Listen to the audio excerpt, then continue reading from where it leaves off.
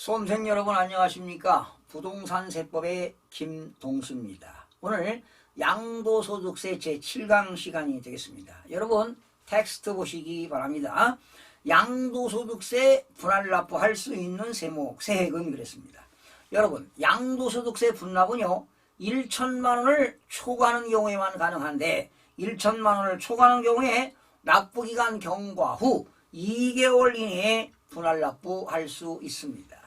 납부할 세금이 2천만 원 이하일 때는 1천만 원을 초과하는 금액입니다. 예를 들어서 1,800만 원 나왔다. 납부기한 내 1,000만 원 내고 800만 원은 2개월 이내에 납부하면 되겠습니다. 그러나 납부할 세금이 2천만 원을 초과할 때는 100분의 50 이하인 금액이 분납이 가능합니다. 예를 들어서 4천만 원이 나왔다 그러면 100분의 50 이하 반절이니까 2천만 원 납부기한에 내고 2천만 원은 2개월 이내에 납부하면 되겠습니다. 두 번째입니다. 양도소득세의 부가세는 어느 것인가? 여러분 부가세 아시죠? 부가세라고 하는 것은 독립된 조세에 추가로 세금이 붙는 것이 부가세가 되겠는데요. 원래 양도소득세에서 납부할 세액에 부과되는 조세는 원칙은 없습니다. 그러니까 원래는 양도소득세는 원칙 부가세가 없습니다. 안 붙습니다. 그러나 양도소득세를 감면받는 경우가 있습니다. 조세특례 제한법에 의해서 감면받을 때는 감면세액에 20%의 농어촌 특별세가 붙습니다. 농어촌 특별세. 다시요. 양도소득세에는 부가세가 붙지 않습니다. 그러나 양도소득세를 감면받을 때는 감면세액의 20% 농어촌 특별세가 부과된다는 것 기억하시기 바랍니다. 그 다음에 양도소득세 가산세입니다. 가산세는 여러 가지가 있어요. 그러나 일반 무신고 가산세는 산출세액의 20%가 되겠고요. 신고를 했는데 과소신고했다. 일반 과소신고 가산세는 10%가 붙습니다. 그리고 부당하게 거래했습니다. 부당한 거래해놓고 신고하지 않았다. 부당 무신고 가산세 또는 부당한 거래해놓고 과소신고했다. 부당 과소신고 가산세는 무려 40%가 되겠습니다. 그리고 납부지연 가산세는요. 미납세액입니다. 납부지연 가산세는 미납세 곱하기 1변 만분의 2.5입니다. 하루에 만원에 2원 50전이 되겠습니다. 곱하기 납부지연일자 하면 되겠네요. 네, 이렇게 됩니다.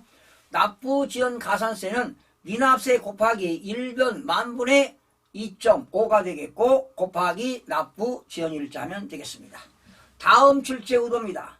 부동산 매매업자의 토지 등. 자, 부동산 매매업자가 토지를 팔았을 때 매매 차익 예정신고 납부는 어떻게 되느냐 하는 겁니다. 여러분, 부동산 매매업자는 토지 또는 건물의 매매 차익과 그 세액을 매매일이 속하는 달의 말일부터, 즉 매매일이라고 하는 건 양도일이 되겠죠. 양도시기가 되겠어요. 말일부터 2개월 이내에 납세지 관할세무서장에게 신고하여야 합니다. 양도소득세 똑같죠. 그러나 토지 등의 매매 차익이 없거나 즉 손해봤어요. 아니면 매매 차손이 발생하였을 때도 또한 같다. 결과적으로 부동산 매매업자가 손해를 보고 팔았던 이익을 보고 팔았던 신고는 해야 된다는 것입니다.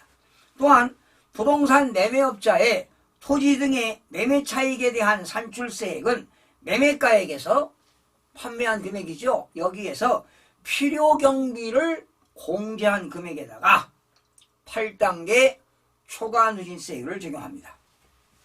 매매업자는요. 매매가액이라고 하는 것은 판매한 금액 양도가액이 되겠죠. 여기서 필요경비를 떼는 겁니다. 그러면 과세 표준이 나오는데요. 여기에다가 세율은 어떻게 되느냐? 8단계 초과누진세율을 적용합니다. 우리나라 종합소득세의 세율은 8단계, 양도소득세도 8단계가 있지만 우리나라 종합소득세의 과세표준에다가 세율은 8단계 초과누진세율을 적용한 곱하여 계산한 금액으로 한다. 여기서 8단계 초과누진세율은 6%부터 10, 40, 5%까지가 되겠습니다. 6%, 15%, 24%, 35%, 38%, 40%, 42%, 45%가 되겠습니다. 다음 출제구도입니다. 건설업입니다. 건설업에서 발생하는 소득, 그리고 부동산업, 임대업에서 발생하는 소득은 어떤 소득인가? 단, 지역권, 지상권 소득은 제외됩니다.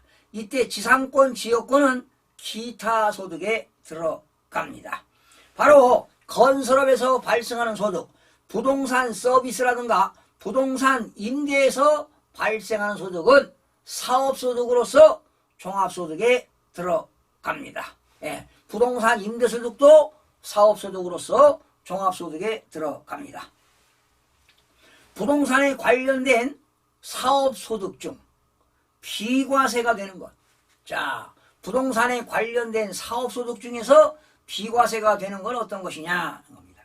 논밭입니다. 논밭. 전밭이죠? 논밭, 전밭입니다. 논밭을 작물 생산에 이용하게 하고 함으로써 발생하는 소득입니다.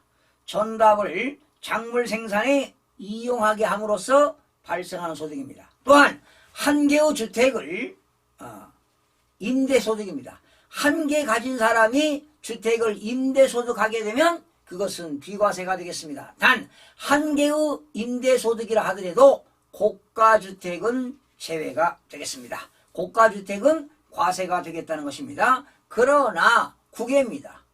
해외에서 소지하는 주택의 임대소득은 주택수에 관계없이 무조건 과세가 된다는 것 기억하시기 바랍니다. 거기 나왔죠? 다만 국외에 소지하는 주택의 임대소득은 주택수에 관계없이 과세가 된다. 다음 출제구도입니다. 부동산 매매업자의 토지 등 매매차익을 계산할 때 장기보유 특별공제와 양도소득 기본공제. 자, 여러분, 부동산 매매업자는요 장기보유 특별공제 공제 가능합니다. 장기보유 특별공제는 3년 이상 보유하는 경우에 1년에 2%니까 3년에서 4년 보유하면 6% 공제합니다. 그러나 부동산 매매업자는 양도소득 기본공제 250만원을 공제받을 수가 없습니다. 거기 나왔죠? 장기보유 특별공제는 적용이 되지만 양도소득 기본공제는 적용되지 아니한다. 다음 출제구도입니다. 예정신고 산출세액의 계산입니다. 여러분, 예정신고는요 양도일이 속하는 다름 아래로부터 2개월 이내 무조건 하도록 되어 있죠. 자, 예정신고를 할 때 납부할 세금은 양도차익에서 장기보유 특별공제를 빼고 양도소득 기본공제를 차감한 금액에다가 양도소득세의 세율을 적용하여 금액을 계산한 금액으로 한다. 즉 양도차익에서 장기보유 특별공제 빼면은 양도소득 금액이 나오죠. 양도소득 금액에서 양도소득 기본공제 250만원을 빼면은 양도소득 과세표준이 나옵니다. 여기에다가 세율을 곱하게 되면 산출세액이 나오겠죠. 그러나 두 번째, 여러 번 시험 나왔습니다. 해당 과세기간에 읽어보고 설명드릴게요. 누진세율입니다.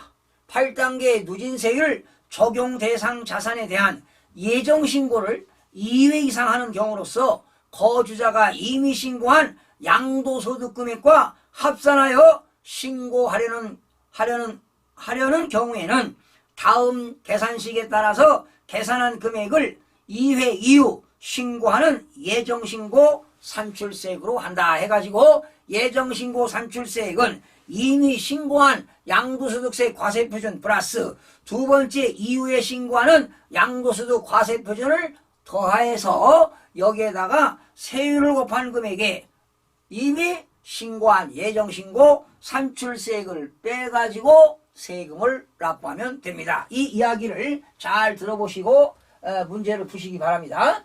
자, 올해가 2022년도입니다. 2022년인데 현재가 지금 4월이죠.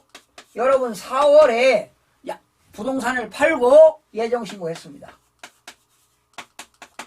이때 양도소득 과표가 1억이라고 한번 해보겠습니다.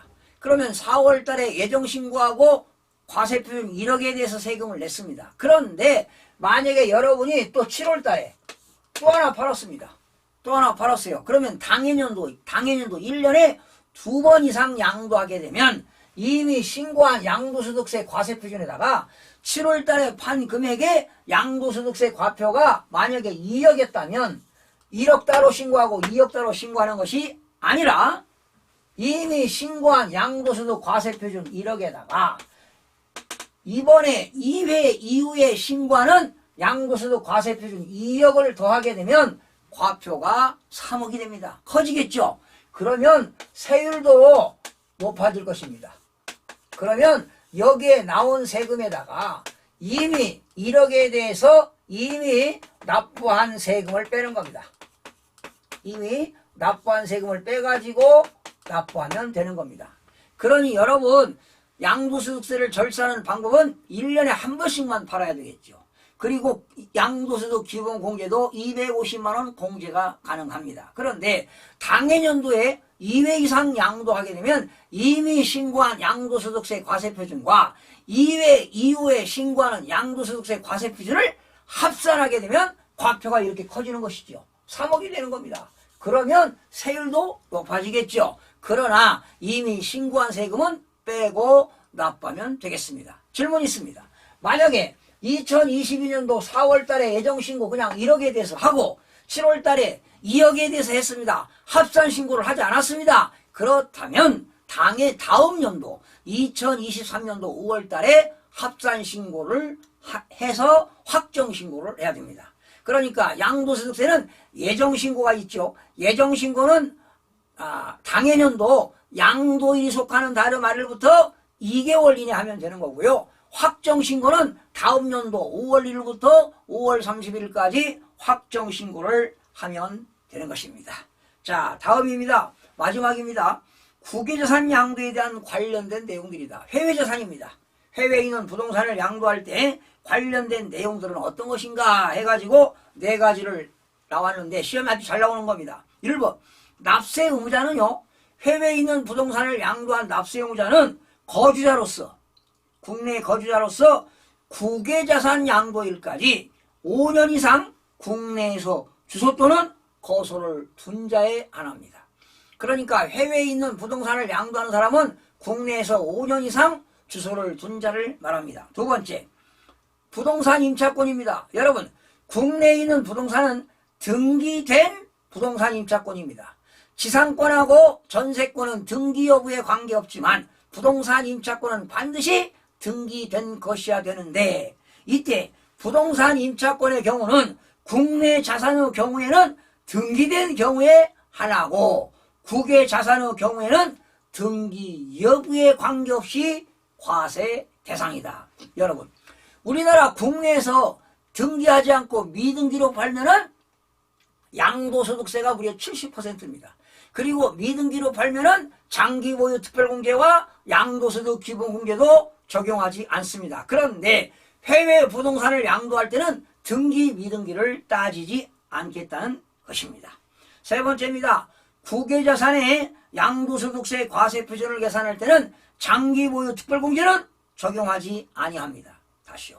해외자산을 양도했을 때 아무리 3년 이상 5년 10년을 가지고 있어도 장기보유 특별공제 혜택이 없습니다. 그러나 양도소득 기본공제는 250만원 적용이 됩니다. 그래서 시험이 이렇게 나옵니다. 국내 자산을 양도할 때는 장기보유 특별공제가 적용되나 국외자산을 양도할 때는 장기보유 특별공제가 적용되지 아니한다. 기억하시기 바라고요. 마지막 4번째입니다. 토지 또는 건물에 대하여 양도소득세의 세율은 등기 여부 보유기간에 관계없이 무조건 8단계 초과 누진세율을 적용합니다. 다시 합니다. 해외에 있는 부동산을 양도할 때 토지가 되었던 건물이 되었던 양도소득세의 세율을 적용할 때는 등기했느냐 안 했느냐 따지지 않습니다.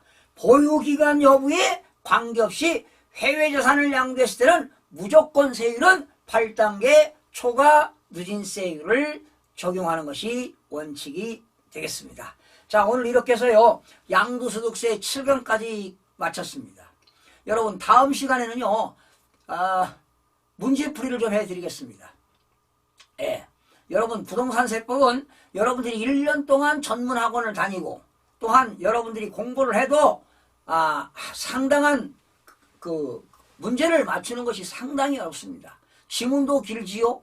그리고 문제수도 적은데 고득점을 맞기란 결코 쉽지는 않습니다. 그래서 여러분들이 원래는 시험 범위에 들어가는 게 조세 등록, 취득세, 등록면허세, 재산세, 종합부동산세, 마지막 양도소득세가 되겠는데, 제일로 시험에 많이 나오는 양도소득세부터 다음 시간에는 문제풀이를 하면서 기초부터 그동안 출제됐던 기출제 문제를 분석하면서 앞으로 시험에 나올 문제들을 집중적으로 양도소득세부터 여러분 문제풀이를 해가면서 자세하게 설명을 드리겠습니다. 그리고 여러분들 기초가 안 되거나 또 이론 정리가 안 되는 분들은요, 제 출제 의도와 해설 나오는 거 이것만 보시면 됩니다.